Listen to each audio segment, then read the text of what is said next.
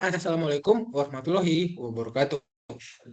Jadi, pada sesi kali ini, kami dari kelompok 3 bakal mempresentasikan mengenai jawaban dari soal ujian tengah semester dalam bentuk presentasi.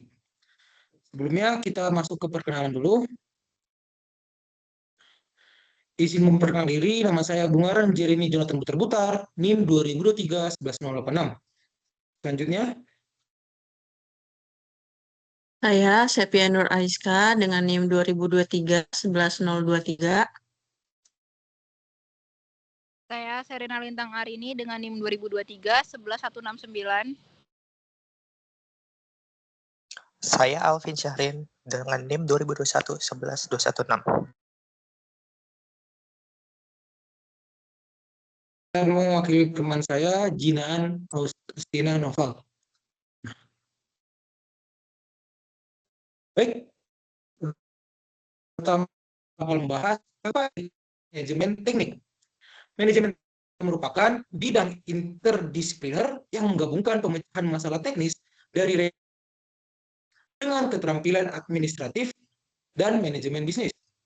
Ini berfokus pada memimpin dan mengawasi proyek rekayasa dan tim teknis, menjembatani kesenjangan antara tujuan bisnis tingkat tinggi, suatu organisasi, dan pekerjaan teknik di lapangan. Ada pun unsur-unsur yang dapat dilihat dari manajemen ini. Yang pertama, kita memerlukan yang adanya inisiator atau pemimpin, atau biasa disebut dengan leader, di mana pemimpin dalam manajemen teknik ini bisa merupakan chief engineer atau direktur teknik yang berperan sebagai otak yang akan mengarahkan sumber daya yang ada, di mana sumber dayanya ini bisa kita kenalin dengan sumber daya 5M, yaitu man, money, mesin, material, dan juga metode. Pertama dari man atau manusia. Ini merupakan tenaga kerja, insinyur, teknisi, dan juga staf pendukung. Ini adalah aset paling vital dalam suatu unsur teknik. Kedua, itu ada money, atau uang, di mana anggaran proyek, modal investasi, biaya operasional, dan profit margin ini tercantum semuanya di money tersebut. Lalu ada mesin, itu berupa peralatan atau hardware yang digunakan dalam suatu sistem produksi. Kemudian ada berupa material. Material ini bisa berupa bahan baku atau persediaan yang dibutuhkan untuk membuat suatu produk dalam manajemen teknik ini. Terakhir yang paling penting yaitu metode atau metode. Ini adalah standar SOP atau standar operating procedure berupa algoritma atau alur kerja teknis yang bakal kita gunakan. Adapun prosesnya seperti yang sudah kita pelajari sebelumnya, ada planning, organizing, executing, juga controlling. Nah, keempat unsur inilah yang menjadi unsur-unsur penting dalam memanajemen teknik pada suatu perusahaan maupun industri. Next.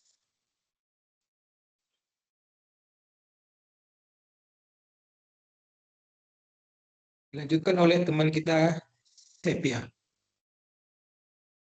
Saya akan menjelaskan mengenai soal yang kedua, yaitu simulasikan penjelasanmu terkait manajemen teknik dalam kasus konstruksi pada perusahaan pembangkit listrik tenaga energi baru terbarukan. Yang mana di kelompok kami memilih manajemen teknik pada pembangkit listrik tenaga uap. Yang dimana kasusnya, analisis ini disusun untuk mengidentifikasi bahaya pada sistem steam turbin PLTU Unit 5 menggunakan metode HAZOP, serta melakukan penilaian risiko untuk menentukan potensi kegagalan yang paling kritis. Boleh di next. Dalam manajemen teknik, kita memiliki beberapa komponen. Yang pertama itu ada planning atau perencanaan. Di dalam perencanaan ini, kita membaginya ke dalam 3 poin. Yang pertama, yaitu dengan menetapkan tujuan, yaitu dengan mengidentifikasi bahaya pada steam turbin PLTU dan menentukan risiko serta prioritas penanganannya. Lalu kita akan menyusun rencana kerjanya dengan menentukan kebutuhan data serta metode analisis yang akan digunakan. Serta selanjutnya dengan menetapkan standar kriteria, yaitu dengan menetapkan guide word, HAZOP, serta kategori risiko yang dapat terjadi. Boleh di next.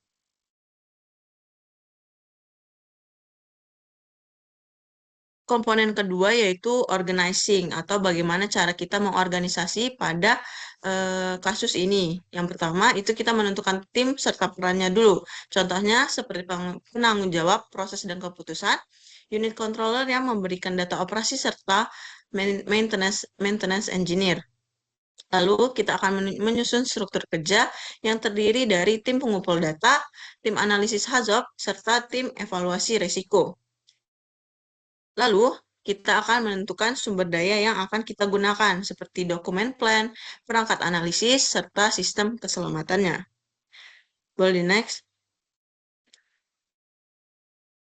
Lalu, komponen yang ketiga yaitu terdapat actuating atau pelaksanaannya. Dalam tahap pelaksanaan ini, kegiatan utama dimulai dengan menjalankan analisis HAZOP dengan 4 node utama, yaitu HP, IP, LP turbin 1, dan LP turbin 2.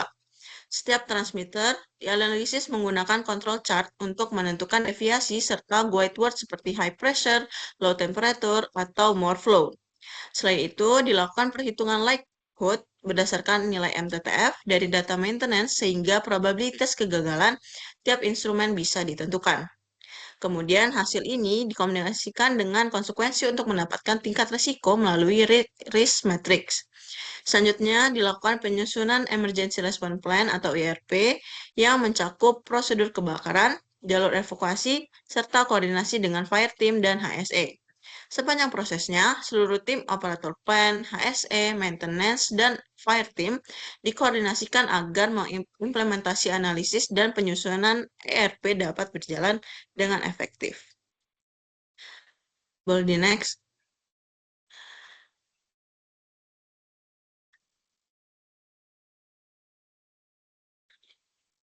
Lalu untuk komponen terakhir setelah kita melakukan pelaksanaan atau actuating, kita dapat mengontrolnya.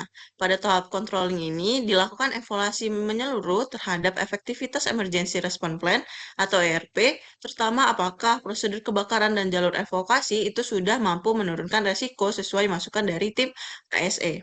Selain itu, seluruh rekomendasi hasil HAZOP seperti pemeriksaan overspeed protection, kalibrasi pressure transmitter, atau pemasangan alarm tambahan dipastikan sudah diterapkan dan dapat berjalan dengan baik. Pengendalian juga mencakup kegiatan monitoring seperti pengecekan sistem pemadam, alarm kebakaran, serta kondisi instrumen yang memiliki resiko yang tinggi. Jika setelah evaluasi masih ditemukan potensi bahaya yang signifikan, maka dilakukan tindakan koreksi atau perbaikan lanjutan, sehingga seluruh proses pengendalian yang kemudian dapat didokumentasikan sebagai acuan untuk peningkatan keselamatan di periode berikutnya.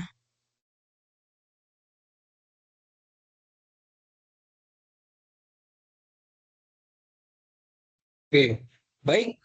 Nah, pada soal ketiga yaitu jelaskan apa itu actuating dalam satu paragraf.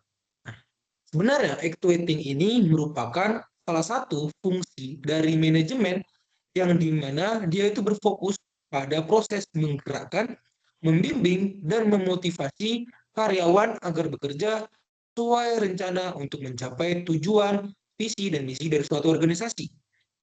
Dalam tahap ini, manajer berperan mengarahkan perilaku dan kinerja individu melalui komunikasi yang efektif, kepemimpinan yang inspiratif, pemberian motivasi, serta menciptakan lingkungan kerja yang mendukung. Actuating memastikan bahwa setiap rencana yang telah dibuat tidak hanya dipahami, tapi juga dijalankan dengan semangat, koordinasi, dan komitmen tinggi oleh seluruh anggota organisasi.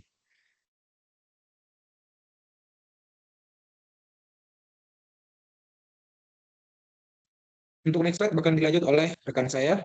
Silakan. Baik, kemudian sini ada implementasi dari kasus actuating.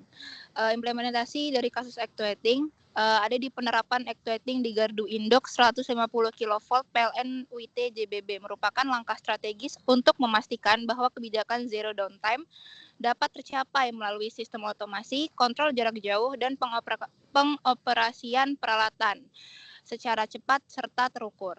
Actuating di sini mencakup segala bentuk tindakan operasional yang dilakukan secara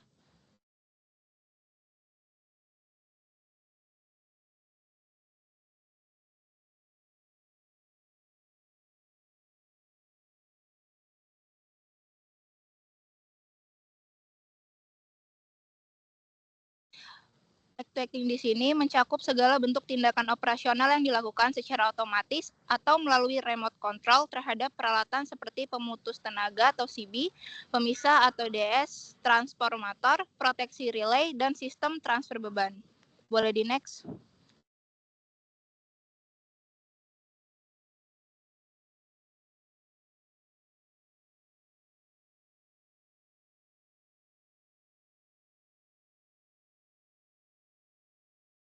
Implementasinya dapat dijelaskan sebagai berikut.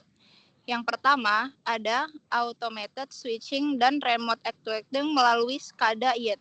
Gardu induk 150 kV mengintegrasikan intelligent electronic device dengan sistem SCADA, sehingga tindakan switching seperti membuka atau menutup CB, isolasi gangguan, dan transfer beban dapat dilakukan secara cepat tanpa menunggu petugas lapangan. Ini mengurangi mean time to restore atau MTTR dan mencegah padamnya meluas. Lalu yang kedua ada implementasi IS 61850 untuk otomasi dan komunikasi secara real time, yang dimana penggunaan standar IEC 61850 pada GI memungkinkan ghost messaging, yaitu pesan proteksi yang dikirim dalam kurang lebih dari 4 ms untuk memerintahkan tindakan secara cepat seperti trip, reclose, atau transfer otomatis. Hal ini memastikan gangguan dapat diputus secepat mungkin sehingga kontinuitas supply tetap terjaga.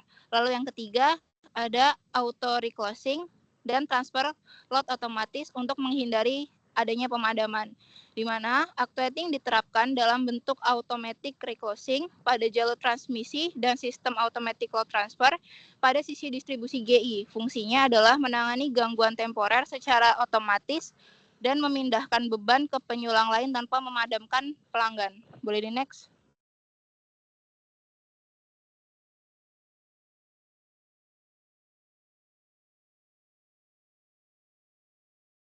Lalu yang keempat ada condition based actuation melalui sensor dan predictive maintenance, di mana sensor seperti partial discharge, temperature winding trafo, gas in oil, serta mekanis circuit breaker memberikan data secara real time yang dapat memicu tindakan otomatis seperti pendinginan ekstra, pengalihan beban, atau peringatan dini. Ini menghindari trip mendadak dan mendukung keandalan dari GI.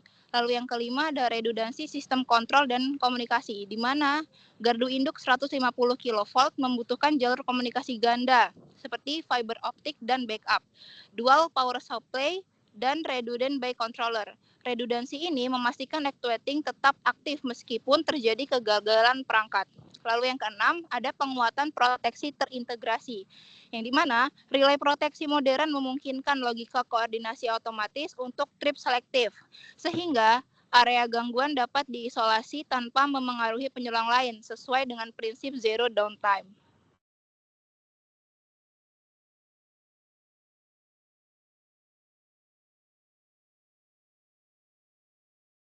Baik, untuk slide selanjutnya boleh dilanjut oleh Bang Alvin, silakan.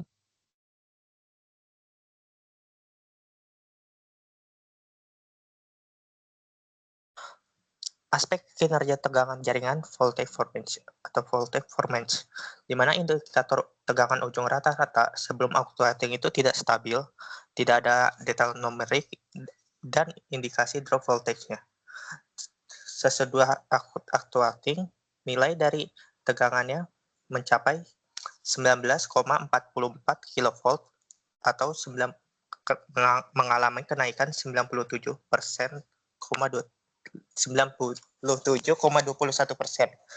di mana actuating menggerakkan proses optimasi switching komunikasi antar tim menjadi tegangannya stabil. Untuk tegangan rendah saat gangguan itu sebelum actuating lebih buruk dari nilai JDT, sering jatuh di bawah batas. Sesudah actuatingnya, nilai tegangannya menjadi 18,712 kV. Tim lapangan diarahkan melakukan manuver cepat untuk agar penurunan tegangannya menjadi tidak separah sebelumnya. Lalu indikator rata-rata tegangan saat gangguan di mana sebelum actuating itu tegangannya menjadi tidak sangat stabil, lalu tidak terukur jelas. Sesudah actuatingnya menjadi tegangannya menjadi 19,21 kV atau 96,06%. Kondisi actuating membuat gangguan cepat diisolasi sehingga tegangan kembali normal lebih cepat. Next.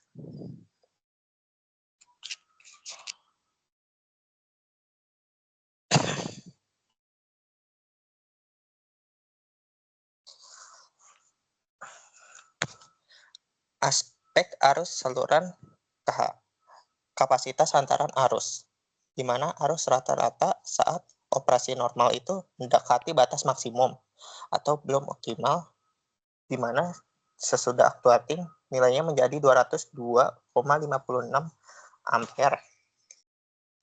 Pengarahan dan eksekusi switching saat JDT menurunkan risiko overload. Pada arus tertinggi saat gangguan, sebelum actuating, risiko overloadnya tinggi, tidak terdeteksi dengan cepat. Sesudah actuating, nilainya menjadi 546 ampere, di mana overload muncul pada loop ketiga. Dengan actuating, tim bergerak dengan cepat mengenali titik overload dan memindahkan beban. Pada rata-rata arus saat gangguan, sebelum actuating, nilainya tidak terukur dengan baik sebelumnya. Sesudahnya, nilainya menjadi 325,07 ampere, di mana actuating memicu disiplin pencatatan dan monitoring aktif menjadi data yang membuat datanya menjadi lebih akurat. Next.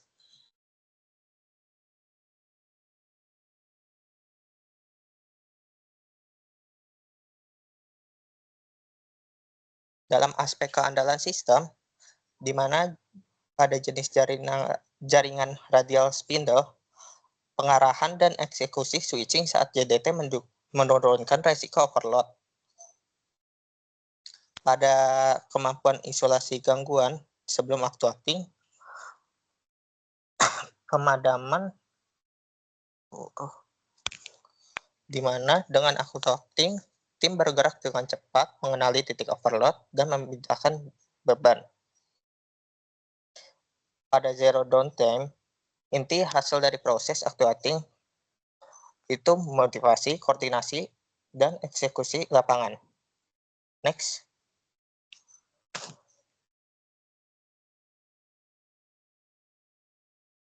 Untuk gap operasionalnya, di mana respon gangguan sebelum actuating itu lambat dan sesudah actuating itu lebih cepat. Pada efisiensi aliran dayanya itu sebelum actuating tidak optimal, sesudah actuating itu tegangannya jatuh berkurang, di mana efisiensinya akan meningkat. Pada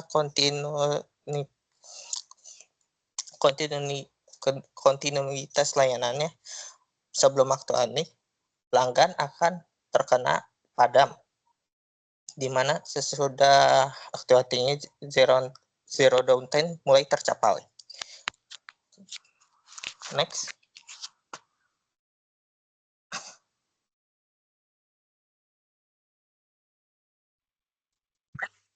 Buat referensi jurnal yang kami ambil dari